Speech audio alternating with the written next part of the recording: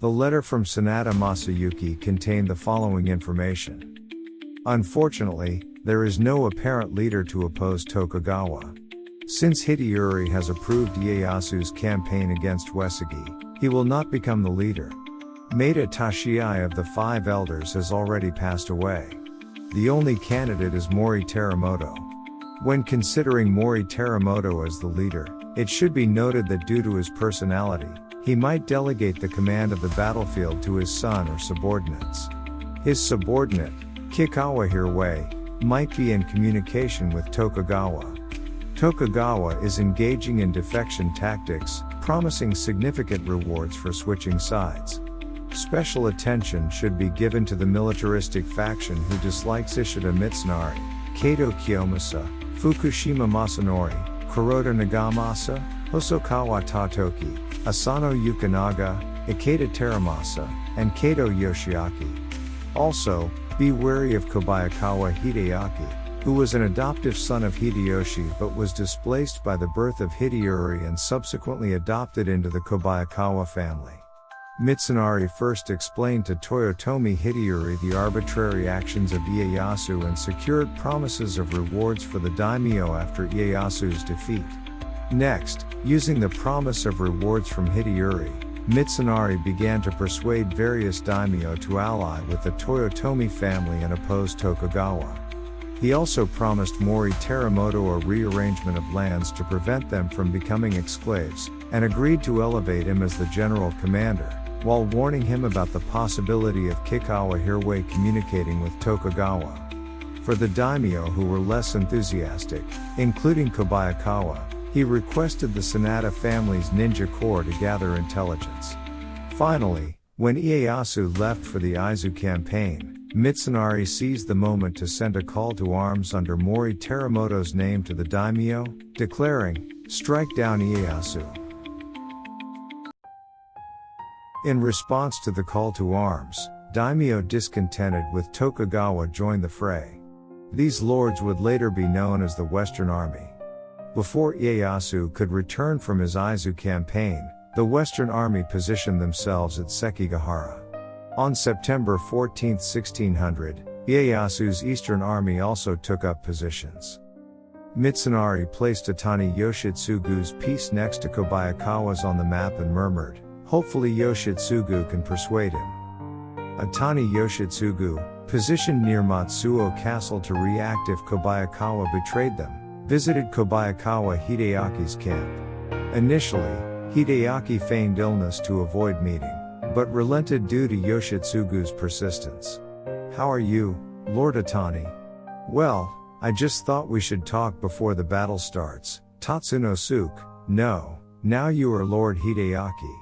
My eyes do not see anymore, so the image of you in my mind is still that of a child." Yoshitsugu deliberately used Hideyaki's childhood name before continuing, "I recently had a chance to play with children near my residence, and I heard this story.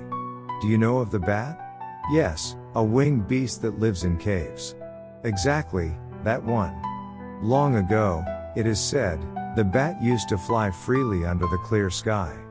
Hideyaki looked puzzled, but Yoshitsugu continued, "Once, there was a conflict between beasts and birds. The bat would go to the beasts and say, 'I am not born from an egg, though I have wings, I am a beast,' and then to the birds, he would say, 'I have wings, so I am a bird.' After the conflict ended, the bat was despised by both the beasts and the birds, and had to live in the dark depths of caves." Hideyaki realized that Yoshitsugu was comparing him to the bat, aware of his communications with Tokugawa. Desperately trying to maintain his composure, Hideyaki heard Yoshitsugu conclude, "I have bored you with a silly story, please consider it nonsense. I will take my leave now. Yes, just one last thing.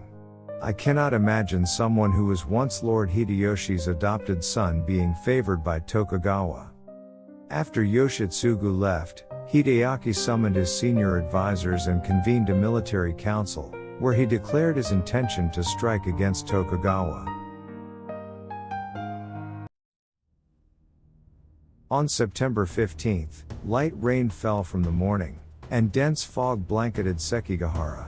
a valley surrounded by mountains, reducing visibility to less than 90 meters, about 50 paces. The battle commenced around 8 o'clock in the morning, the hour of the dragon. The Mori army was positioned to flank the Tokugawa forces, but the nearest unit under Kikawa Hiroyuki did not move, blocking the main forces of Ankokuji Ekei and Mori Terumoto from advancing and attacking the Tokugawa army. Kikawa Hiroyuki instructed his troops, "The fog is thick, and there is a risk of friendly fire. Wait here until the fog clears." He then muttered to himself, "This battle will be won by Tokugawa, and this will secure the safety of the Mori family in the future." At that moment, there was a stir in the surroundings. Looking up, Kikawa saw Mori Terumoto and Hideyori, accompanied by their entourage, riding on horseback. "Lord Terumoto, what brings you here? You should be at Osaka Castle." "It seems Ishida Mitsunari was right, that a branch family member like you would act without consulting the main family," Terumoto said. "No, this is," Kikawa stammered. "Let Hideyori take command in your place. You are to be confined for reflection." Terumoto placed his son Hideyori in command of the Kikawa troops, while he took over the leadership of the main army. Together with the Ankokuji forces, they attacked the Eastern Army, defeating Ikeda Teramasa and Yamauchi Kazutoyo, and then striking at the rear of the Tokugawa forces.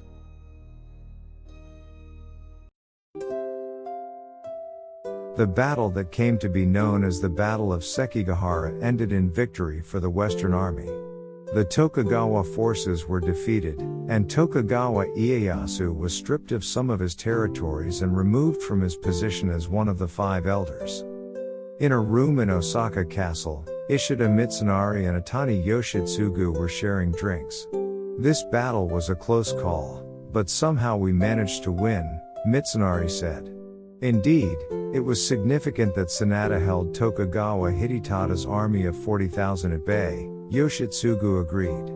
"Sanada is to be rewarded with nearly half of Shinano, including the territories of Mori and Ishikawa, totaling 350,000 koku. That is good news indeed.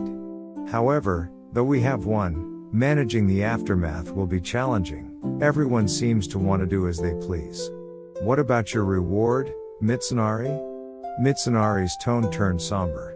"As for my reward, since I lack martial prowess, my rice stipend remains unchanged." Yoshitsugu, outraged, shouted loudly, "What nonsense!